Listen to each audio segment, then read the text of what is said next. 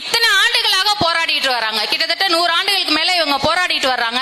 இத கட்சி அண்ணன் செந்தமிழன் சீமான் அவர்களை தவிர வேற யாருக்காவது இப்படி ஒரு மேடை போட்டு இதை பேசணுங்கிற தைரியம் வருதா? ஏன்னா வாக்கரசியல், யாரும் பேச மாட்டாங்க. வேணா இளவு வீட்டுல போய் உட்காந்துட்டு பதனி வித்துட்டு வேணா வருவாங்க. தடவையா எந்த இடத்தை விட்டு நகராம காடுகளை திருத்தி விவசாயம் ஒண்ணு கொண்டு வந்தது, அதாவது நாகரிகம் சிவிலைசேஷன் அப்படிங்கறது ஒண்ணு கொண்டு வந்ததே இந்த வேளாளர் சமூகம் தான். இதை மறுக்கவே முடியாது. இந்த சிவிலைசேஷன் அப்படிங்கிறது மன்னராட்சியிலும் சரி இந்த மக்களாட்சியிலும் சரி இந்த அரச கட்டமைப்புல சிவிலைசேஷன்ங்கிறது மிக முக்கியமான ஒண்ணு.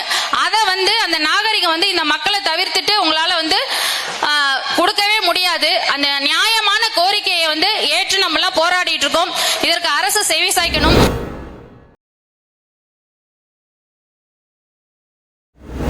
உரிமை குரலுக்காய் கூடியிருக்கும் அவையோர் அனைவருக்கும் வணக்கம்.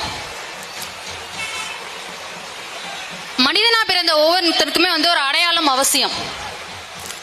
மனிதனுக்கு மட்டுமல்ல விலங்குகளுக்குமே ஒரு அடையாளத்தோட ஒரு பெயரிட்டு ஒரு இனத்தோட தான் நம்ம குறிப்பிட்டு சொல்றோம். அதுவும் குறிப்பா மனிதர்களுக்கு ஒருவன் தன்னை இனத்தினால் அடையாளப்படுத்திக் கொள்வான், இல்ல ஒரு தேசத்தினால் அடையாளப்படுத்திக் கொள்வான், இல்ல தான் பேசும் மொழியினால் அல்ல தான் குடியினால் அடையாளப்படுத்திக் கொள்வான். ஆனா இந்த எந்த இதுவுமே இல்லாம ஒரு பட்டியலிட்டு அந்த பட்டியலை கொண்டு உன்னை அடையாளப்படுத்தப்படுவதுங்கிறது ஒரு பிறப்புரிமைக்கும் குடியுரிமைக்குமே எதிரானதாகும். அதுல குறிப்பா பண்டைய காலம் தொட்டு ஒரு நீர் மேலாண்மையும் நில மேலாண்மையும் உருவாக்கி வேளாண்மை செய்து வந்த இந்த 7 உட்பிரிவுகளை கொண்ட இந்த தேவேந்திர குல வேளாளர்கள் இவர்கள் பட்டியல் சமூகத்தில் அடிக்கிறது அவர்கள் வரலாற்றை மறைத்து அவர்கள் உரிமை பறிப்பதற்கு இது சமமாகும். நீ என்ன சொல்ற பட்டியல் இனத்துல இருக்கிறது ஏன் அப்படின்னா ஒரு குறிப்பிட்ட அடக்குமுறை ஒடுக்குமுறைக்கு ஆளான மக்கள் எல்லாம் பட்டியலிடுறாங்க. ஆங்கில காலத்திலும் சரி இங்க இந்திய அரசியலமைப்பு சட்டத்திலையும் சரி. எதுக்காகனா அவர்களுக்கு அடிப்படை தேவை போய் சேரணுங்கிறதுக்காண்டி தான் அது கொண்டு வந்தது. இப்ப நீங்க என்ன அந்த அடிப்படை சலுகையா நீங்க என்ன சொல்றீங்க அப்படின்னா கல்வியையும் வேலை வாய்ப்பையும் தான் சொல்றீங்க. இப்ப கல்வியும் வேலை வாய்ப்புக்கும் ஒரு நாட்டின் குடிமகனுக்கு சலுகையா கிடைக்க வேண்டியதா இல்ல உரிமையா கிடைக்க வேண்டியதா? இதுதான் முதல் கேள்வி இல்லையா? அது ஒவ்வொரு குடிமகனுக்கும் உரிமை. அத சலுகையா நீங்க கொடுக்க கூடாது. இதுக்கு மேலும் தீர்வு என்னன்னா நீங்க ஒண்ணு வேலை வாய்ப்பு கல்வியை சொல்றீங்க, வேலை வாய்ப்பை சொல்றீங்க. கல்வியை ஒரு அரசாங்கம் எல்லாத்துக்கும் சமமானதா தரமானதா கொடுத்தா இந்த பிரச்சனைக்கு வேலையே இல்லை. அடுத்தது வேலை வாய்ப்பு. வேலை வாய்ப்பை திறமையின் அடிப்படையில இல்ல பொருளாதாரத்தின் அடிப்படையில கொடுக்கலாம். இல்ல அக்கா சொன்ன மாதிரி கணக்கெடுப்பு குடிகளின் கணக்கெடுப்பை எடுத்தாலே அதன் அடிப்படையில் நீங்க வேலையை கொடுக்கலாம். நாங்க உங்களை பட்டியல் இனத்துல தான் வைப்போம், அப்பதான் உங்களுக்கு சலுகையை கொடுப்போங்கிறது எந்த விதத்திலும் நியாயமே கிடையாது. ஏன்னா இப்ப நம்ம சுலபமா சொல்லிடுறோம், ஒரு ஊருக்குள்ள போனா அது எஸ்சி தெருவுன்னு சொல்லிடுறோம். நீ எஸ்சி கிடையாது, நீ தமிழன்.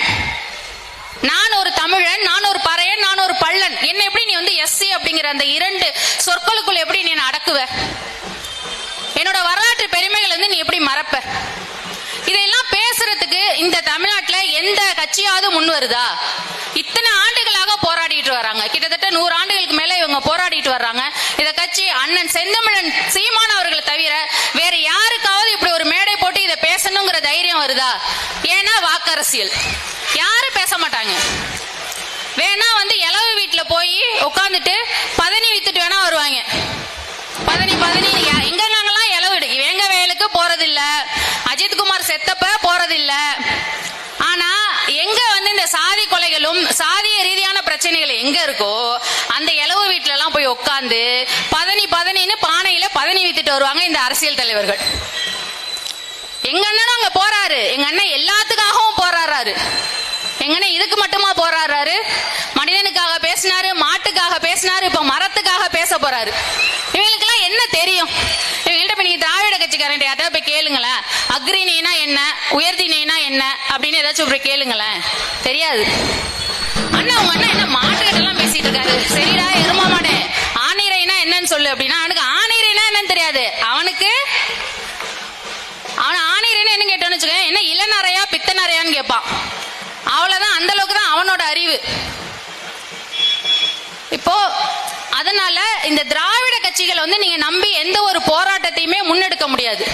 இந்த தேவேந்திர குல வேளார்னு பார்க்கும்போது தமிழ் குடிகளை வந்து திணைகளா பிரிக்கும் போது குறிஞ்சி முல்லை மருதம் இதழ் பாலைன்னு பிரிக்கும் போது இந்த குறிஞ்சியில உள்ளவங்க எல்லாம் வந்து வேட்டையாடி பிழைக்கிறாங்க. ஒரு இடம் விட்டு இடம் மாறிட்டே இருக்கணும். முல்லையில இருக்கிறவங்க மேய்ச்சல் இதை வச்சு ஆணிரைகளை வச்சு அவங்க வந்து பிழைப்பு இருக்காங்க.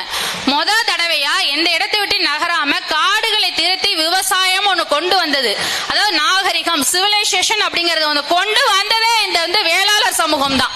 இதை மறுக்கவே முடியாது. இந்த சிவிலைசேஷன் அப்படிங்கிறது வந்து மன்னராட்சியிலும் சரி இந்த மக்களாட்சியிலும் சரி இந்த அரச கட்டமைப்புல சிவிலைசேஷன்ங்கிறது மிக முக்கியமான ஒண்ணு. அதை வந்து அந்த நாகரிகம் வந்து இந்த மக்களை தவிர்த்துட்டு உங்களால வந்து கொடுக்கவே முடியாது. அந்த நியாயமான கோரிக்கையை வந்து ஏற்று நம்ம எல்லாம் போராடிட்டு இருக்கோம். இதற்கு அரசு செவி சாய்க்கணும். இந்த ஒரு போராட்டம் அல்ல, எல்லா போராட்டங்களுக்குமான ஒரே தீர்வு வந்து நாம் தமிழர் கட்சி 2026 அண்ணன் சீமான் அவர்கள் அரியணையில ஏறணும் ஏறணும் ஏறணும். அதற்காக உங்கள் வாக்குகளை விவசாய சின்னத்தில் செலுத்துங்கள். நாளைய தலைமுறைக்கு வந்து ஒரு நல்ல ஆட்சி வந்து கொடுப்போம். நன்றி, வணக்கம். நாம் தமிழர்.